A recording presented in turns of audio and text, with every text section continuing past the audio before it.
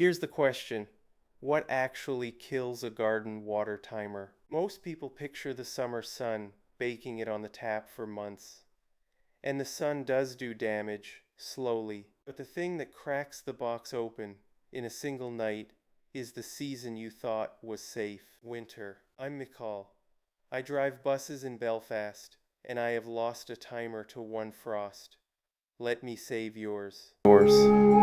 So, a garden timer has two enemies, and they work in completely opposite ways. The summer sun is the slow one. Months of ultraviolet light gradually make the plastic fade, go chalky, and turn brittle. It is real damage, but it takes seasons. You can watch it happen over a year or two. Winter is the fast one. All it needs is one hard frost on a timer you left screwed to the tap, with water still sitting inside it. And that is the part people get completely the wrong way round. We fret about the sun all summer because we can see it beating down on everything. Then autumn arrives, the watering stops, and the timer just gets left there, out of sight, out of mind, on the tap right through to spring. It feels harmless. Nothing is running through it, after all. But that little bit of water trapped in the valve is a loaded trap, quietly waiting for the first proper cold snap. There is no warning, no fading, no chalky surface to spot. It looks perfectly fine right up until the morning it does not. So here is the rule for the whole episode. The sun ages your timer, the frost kills it, and the frost is the one you are almost certainly not defending against, because it strikes in the months you have stopped thinking about the garden at all.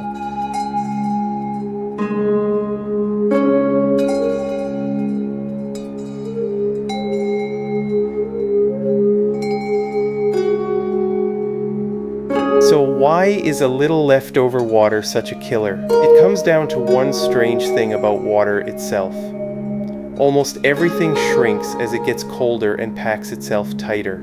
Water does the opposite at the very last moment. As it freezes into ice, it expands. It grows by about 9%. That does not sound like much, does it?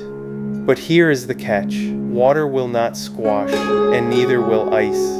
So when the water trapped inside the valve freezes, it has to get bigger, and it pushes outward on everything around it with an enormous, patient force. Think of it as a vice, tightening itself in the dark, all on its own. And there is always a little water left behind. In the valve chamber, in the threads of the tap fitting, in a low bend of the pipe. You drain the system in October, you think. But a few milliliters always hide in there somewhere. On the first hard frost, that hidden water turns to ice, swells by that 9%, and the ice has nowhere left to go. So it splits the valve body, or cracks the fitting, or shoves a seal out of place. And here's the cruel part. The plastic is fighting back with less than it usually has, because the cold makes most plastics brittle too. Warm, the same plastic might flex a little and survive. Cold and stiff, it just cracks. This is exactly why water pipes burst in a freeze. Your timer is only a small plastic version of the very same disaster.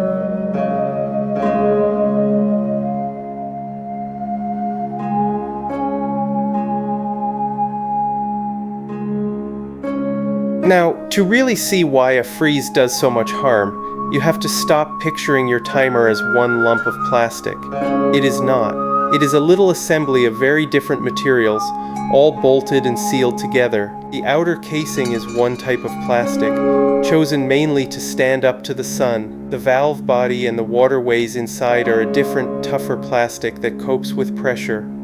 The little gears and moving valve parts are a third sort, hard and slippery so they wear well. The screw fitting that grips your tap is often nylon stiffened with glass fiber, so the threads do not strip. And holding the whole lot watertight are rubber seals. Now here is why that matters when it gets cold. Every one of those materials shrinks by a different amount as the temperature drops, and every one turns brittle at a different point. So the joints between them, and the seals in particular, become the weak spots.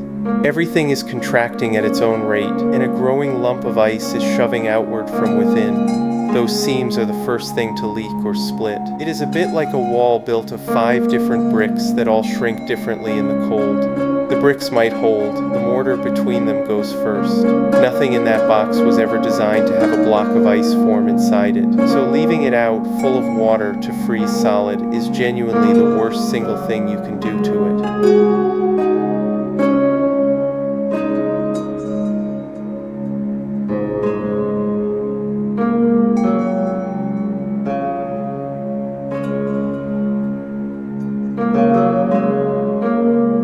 Right? Let us give the sun its due, because it is a real enemy, just a patient one. Sunlight carries ultraviolet, and ultraviolet is strong enough to snap the long molecule chains that plastic is built from.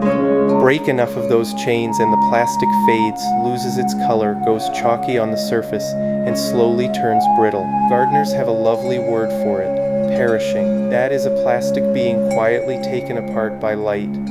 Now, the makers are not daft about this. They fight back. They mix stabilizers into the plastic, and very often carbon black. That is exactly why so much outdoor kit is dark gray or black, rather than a cheerful color. A dark, stabilized casing will shrug off years of sun that would wreck a cheap, pale one in a single summer. But here is the honest bit, and it is the whole point. Even the very best sun protection only slows the aging down. It never stops it. Leave any timer bolted to the tap, in full sun all year round for enough years, and it will perish in the end. So now you can line the two enemies up side by side and see them clearly. The sun is a slow puncture. Give it enough summers and it will win eventually. The frost is a blowout. It can finish the whole job in one bad night. And the good news is this: the same simple habit defends against both of them at once.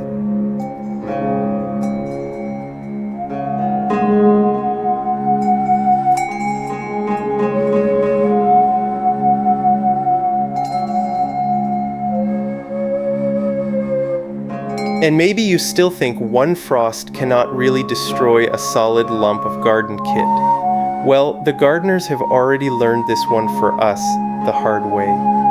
There is a big popular thread doing the rounds about ollas. Those are the unglazed clay pots you bury in the bed, fill with water, and let them seep slowly into the soil. Brilliant, simple things.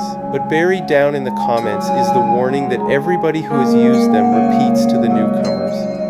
Lift them out before winter, because a clay olla left in the ground full of water when a hard frost comes does exactly what your timer does.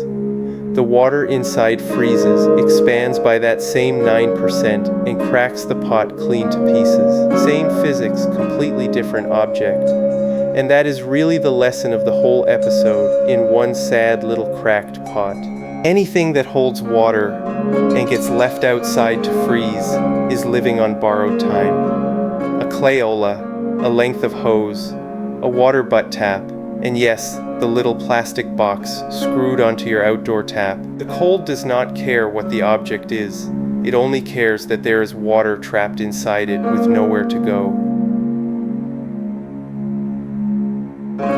So this is the kit on my own tap, the Johgee 4-zone timer, and I will be honest, it winters exactly like all the others. It is rated IP55, which keeps the rain out, but as we said last time, that rating does nothing about water left to freeze inside. The one advantage is that the hub lives indoors, so only the small outdoor unit needs bringing in for winter. And if you have two pots and hate the faff, a cheap timer you replace might suit you better.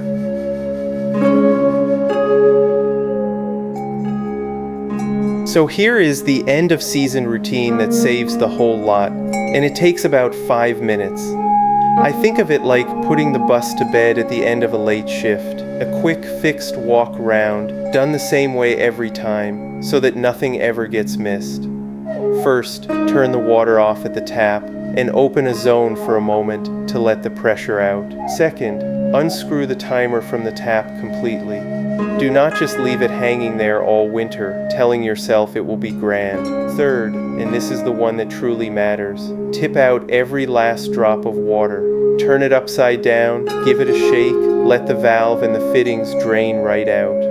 Fourth, take the batteries out. The cold flattens them anyway, and a forgotten battery can leak over winter and corrode the contacts. Fifth, Dry it off and store it somewhere frost-free and dark. A shed, a garage, a cupboard under the stairs. Out of the weather and out of the sun, so you beat both enemies in one go. That is the lot. 5 minutes in October buys you a timer that still works next May. Skip it and you are buying a new one in spring.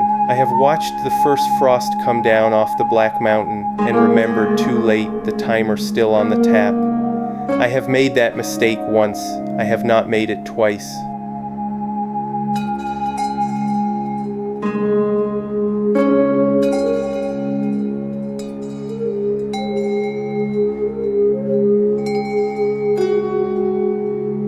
So what does all this mean for your garden? It means the most dangerous day for your timer is not the hottest one in July. It is the first hard frost of the autumn, landing on a box you forgot to bring in. The sun is the slow enemy, and a good dark casing holds it off for years.